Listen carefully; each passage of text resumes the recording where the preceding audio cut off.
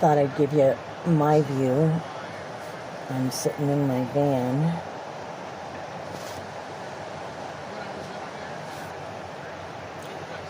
So I come down here to try to get some peace.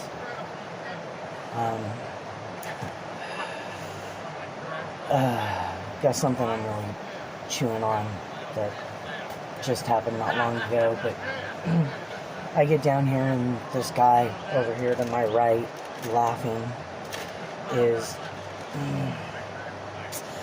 well, he's the type of person that I've had many experiences with this type of people. So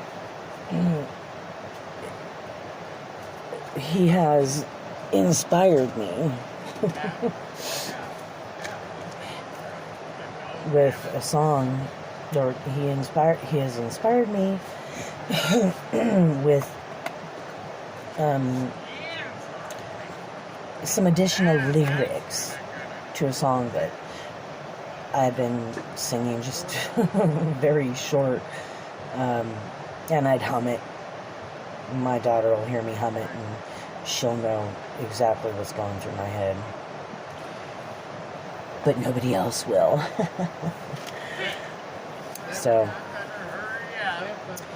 I mean, it's a melody that's familiar. The notes. So,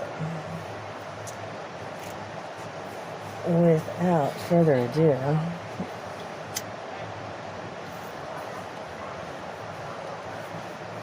stupid people are everywhere. Stupid people, they just don't care. They drive me crazy. They make me nuts. Stupid people,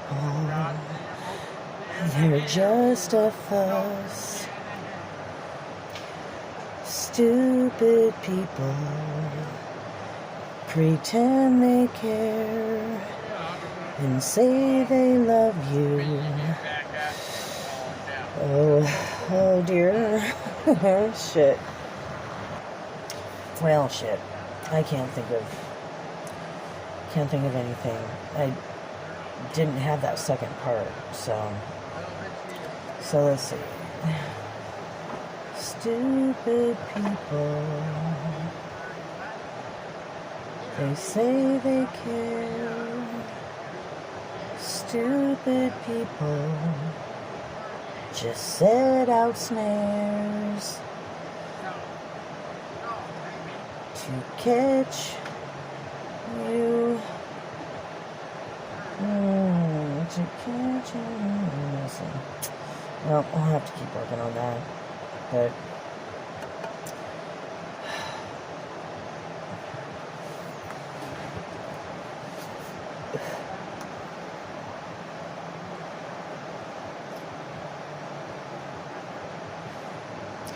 my daughter is,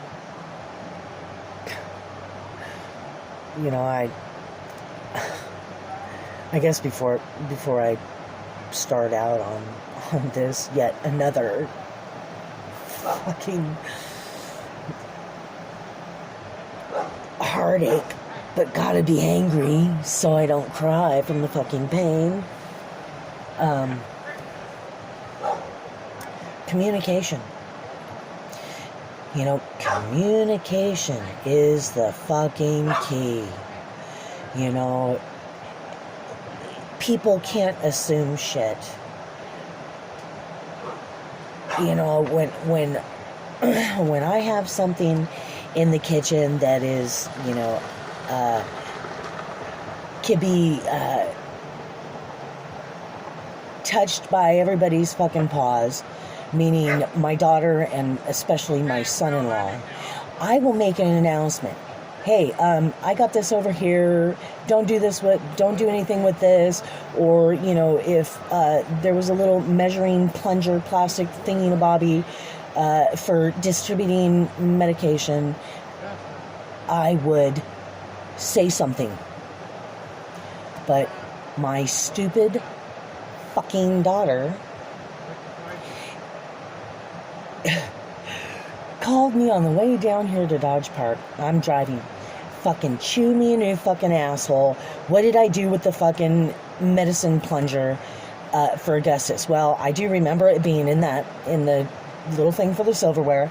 I took everything out, washed it, because they get moldy, and replaced the towels on the dish drain, or the drain board, the counter where I put the dishes to dry. And I didn't know where that came from. And quite honestly, I don't know if I put it in the silverware drawer, the glass, the little shot glass that I keep the plunger in for distributing flea medication to the cats orally. And there was a plunger with a long skinny tip on it, I guess for something that Brendan got when he got his tooth pulled, one of his teeth pulled, one of many. And then this other small one. So, I guess I should have been smart and fucking asked, hey, Valerie, where did this come from? But, all the other times I ask fucking shit like that, I get smart-ass fucking remarks like, how should I know? So, tell me about it, you stupid bitch.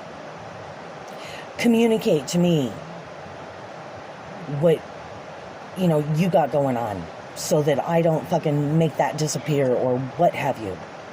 Communication. I always do it. I am courteous. I am thoughtful. And that bitch does not fucking, I swear to God, if women all get together and they're menstruate, they have their menstruation, they aren't like me and so many others who, thank God I don't fucking bleed anymore, pardon me, but it's the truth.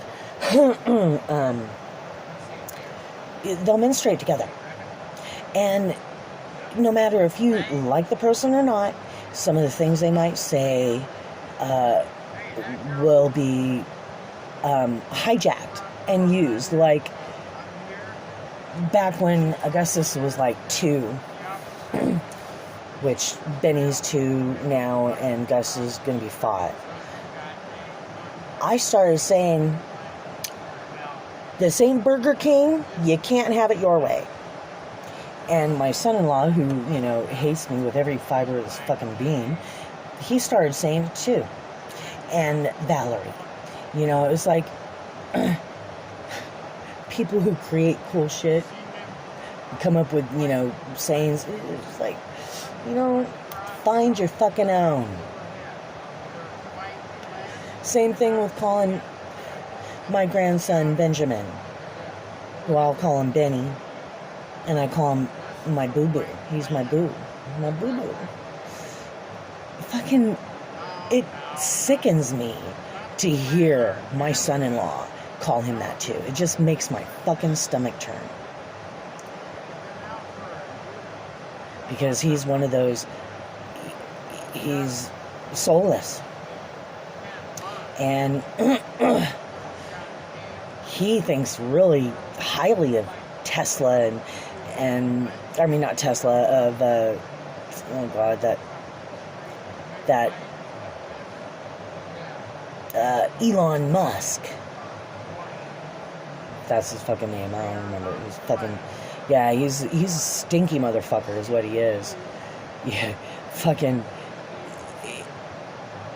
he is all into the fucking, basically, bicentennial man.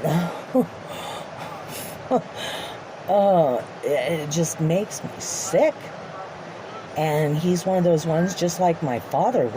I remember a time that, I showed him this video, and I watched him as he watched it, and something hit me. I mean, something was wrong. Something wasn't right. I felt something when I watched him. What it was this, in one of my darker moments, looking at suicides on YouTube, I found this gentleman, oh gosh, I don't know that I could, I've got it in my YouTube saved somewhere under something. God, what was his name? Oh, shit. I'll see if I can't find it and put it in the description. I'll write it. But he, oh no, it wasn't Watergate. I don't know what the hell it was. Something went down and he was going to be the fall guy. They were going to throw him away and lock him up and throw away the key. He was going to spend the rest of his life in prison, innocent. And so he had this gathering, a conference. It was live, and there were a bunch of people in the office with him, and he had a briefcase, and he pulled out a manila envelope and handed it to this guy and said, "Hey, so-and-so, gave him a little verbal instructions, and then, so-and-so," because they knew he was getting ready to go. They just weren't exactly, they had no idea where he was really going to go. And so he handed out about 5 or 6 envelopes, and then he got another envelope out and pulled a big pistol out of it and said he didn't want to hurt anybody, and they were going to try to take it away from him, and he hurried things up and he put it to his chin, under his chin, and shot. And it was horrifying. The blood flowed so fast. And so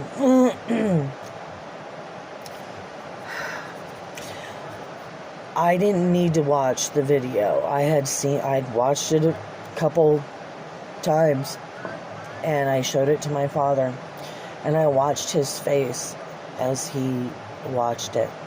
And all these years later, I finally figured it out, that there was some amusement there. And then what was,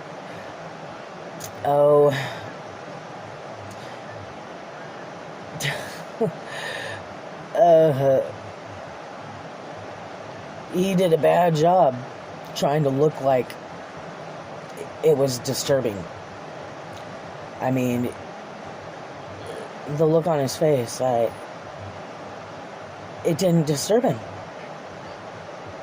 I could see in his eyes, in those blue eyes of his, I could see that he knew about it. He had to have known about it, and he was probably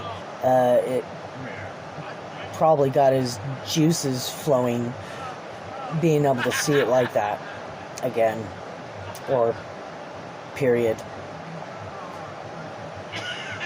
It was, God, I remember how it made me feel inside, and like a fucking, not one wrench, but the whole fucking toolbox thrown into my fucking brain. I mean, it just really, and and I shoved that away. I ignored that feeling. I guess it wasn't time. The student wasn't ready, so the teacher hadn't appeared yet.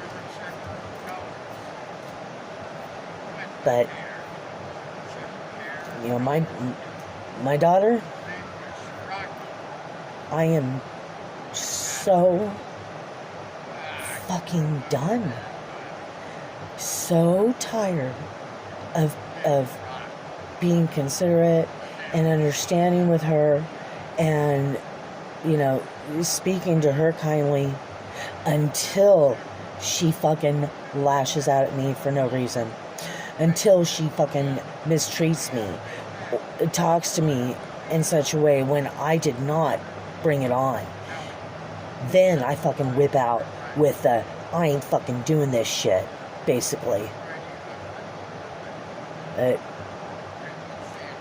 fucking hurts. She seems to really, you know, she never fucking listens. If, I swear to God, you know, she's artistic, she's a good singer, she's like 10th, or she went all the way through, which, you know, Taekwondo isn't something that, you know, any asshole can fucking learn Taekwondo, really, I think. I mean, I don't know, my son-in-law probably can, I don't know, I really fucking don't know, but, you know, she's, 10-year piano, she succeeded me in her painting, and just so artistic. So, you know, the thing I know about about fucking soulless, heartless, meat vessel, empty fucking organic bags of flesh, they don't have any talent. So, you know, and I the way she's affected by, you know, things disturb her, whereas they don't disturb Brendan. You know, there's the fucking, I mean, I gotta go with the, not the red flags, but the key fucking some of the key characteristics about us, to not think that that bitch isn't a fucking full-blown narc. It's codependency, and, you know, if you can't beat them, join them, and I swear to God, she fucking denied up and goddamn down one side, up one side, and down the other. And she has. When I tell her that she doesn't fucking act like that, she doesn't do that kind of shit, talk to me in those ways when her fucking asshole isn't there with her. Oh, no. Yeah, bull fucking shit, bitch. I should get myself a nice fucking recording device that, you know, holds a lot of fucking, you know, yeah, I need to fucking take some recordings of the way that she talks to me. And then, here, Valerie, here, listen. I mean, my mom told me the same fucking thing. And I denied it. Because it's a shitty thing to be. It's a shitty thing to do.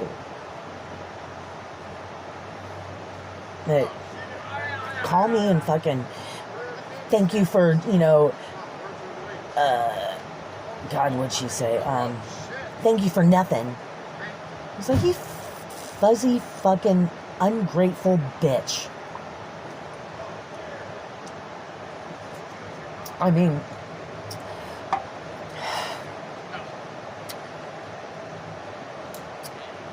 you know, with my dad,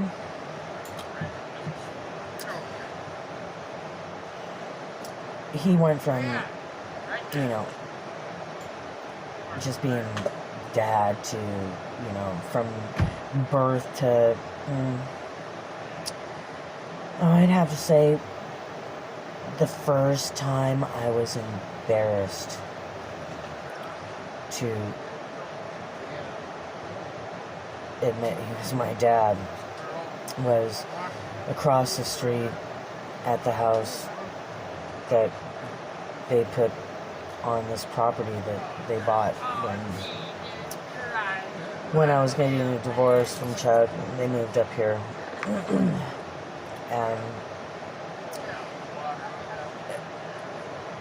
Rex and Judy, they'd have poker parties, and I was over there one night, and there were new people there that didn't know me because I hadn't been in a long time. And I said, well, yeah, I'm so-and-so, and that guy, Mr. So-and-so, across the street's my dad. And they're like, wow, really? He's your dad? And I'm like, yeah. And they basically said they were just so surprised because I'm friendly. And they drive by and see him and wave at him, and he just got his sourpuss frown on his face looking down at the ground. You know, he sees him, but he fucking looks away. He doesn't acknowledge him. He makes like he doesn't see him. And I've been told by people in the apartment complex that we live in that that's what Brendan does.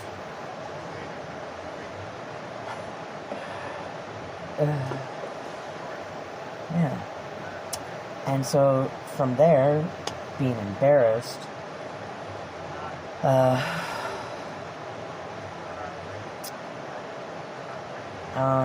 I now feel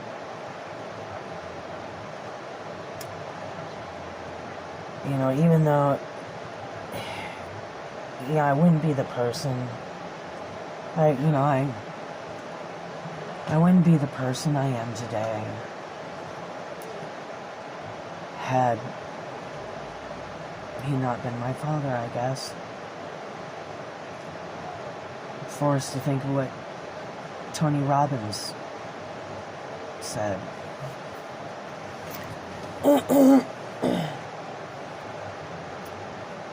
I should thank him for all those things. I should be grateful for all the cruel, rotten, mean things he said and did. Because I learned things. It's all been a really, much needed tool to find out, and finding out who I am, and so is necessary. But I do have to say that I still feel ashamed to call him, I feel ashamed that he was my father. There's nothing to be proud of in calling him my father. And he's gone. He died January 13th. But this is about my daughter. And my daughter started out embarrassing me just a little bit, I tell people how proud I was of her music, and wanted her to play the piano for him, or meet them, just a couple people, and they ended up one crazy Karen Blake that freaking, that's a whole other story, but it doesn't matter the person. I took them to meet her, and she embarrassed me with the rolling of the eyes and the fucking attitude, like kind of like Angelica in the fucking Rugrats. It's just, embarrassed me quite a bit. And then embarrassed me more with her mouth actually opening it and saying stupid shit. But now I am so sick of her. I can't stand, I can't stand to be around her. She is miserable. When her husband's around, she is an absolute fuzzy freaking ankle.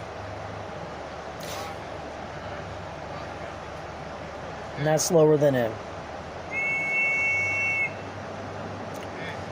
the C word, which I don't care about.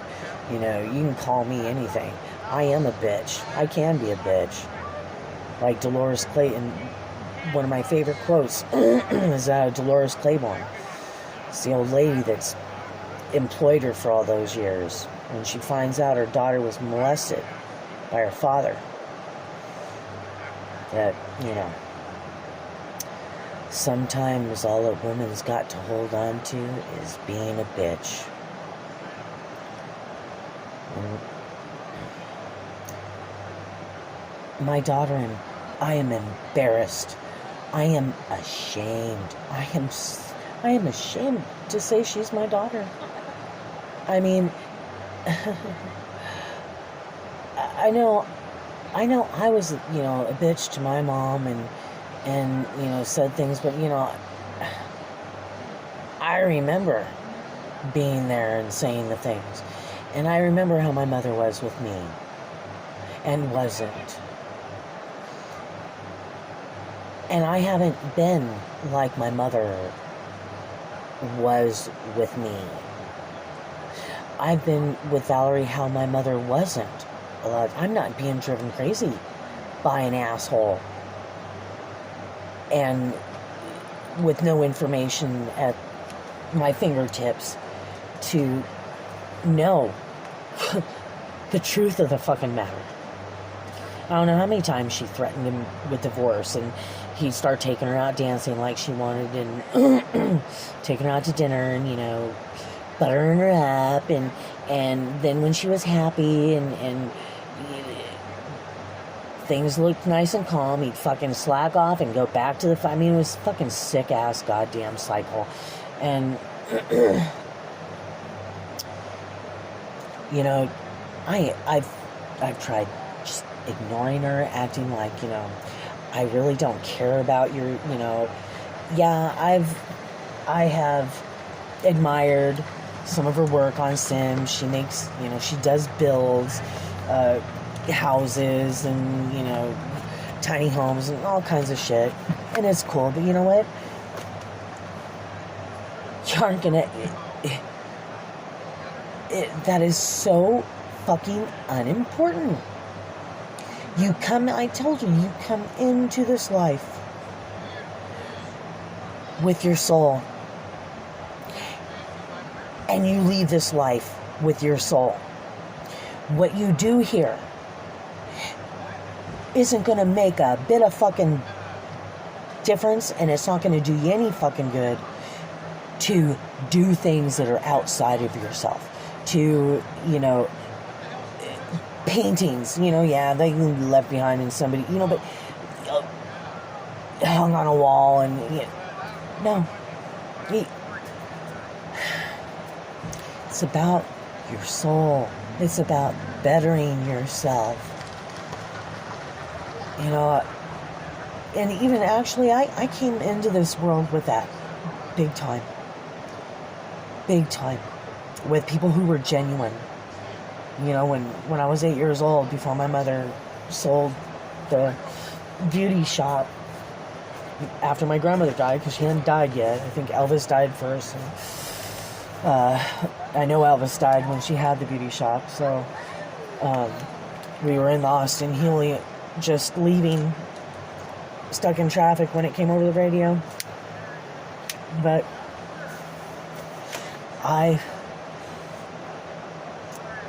there was a string of 4 shops, a building of 4 shops, and directly behind it was a building of maybe a longer building of 5 or 6 apartments, little apartments, and there was a nice old lady that her apartment door was directly across from my mother's back door on the shop, and so if she was standing there doing hair, she could look right out and see the lady's front door and see, that I was there. One morning I went over there, and she needed help. She had had an accident and wet her bed and her her nightgown and everything, and asked me if I could help her with it. And I remember I was grossed out and kind of rolling my nose up, but really trying hard not to look like I was disgusted. And I helped her because I knew she did need my help. And I think I was somewhere between 8 and 10 years old, maybe closer to 10 years old, when some some neighbors that turned into family friends, big bunch of them from Kentucky with accents, the Walshes, who one of my favorite babysitters was Charlene Walsh. They were very dramatic, a lot of alcoholism going on across the street, and when I was like, I don't know, when I was about 8 years old, I stood outside one morning going out to the car for my mom to take me to school, and Johnny came out pissed off as hell with a baseball bat and broke his windshield. He had a 66 Chevy, and he's just screaming out there, and his mom comes out, follows him, like, oh, no, and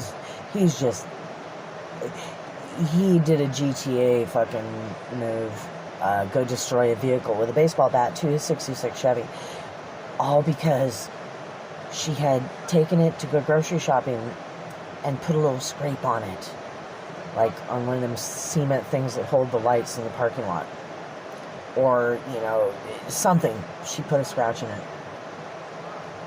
But later, like, I think it was about, maybe I was a little older than that, because Johnny was living with his mother, Octavia, and Charlie had died from cancer on his nose. And so, maybe I was about 10. Yeah. I told them, my mother and I had ran into him at a Kmart parking lot. We'd gone into Der Wiener Schnitzel for some chili dogs, and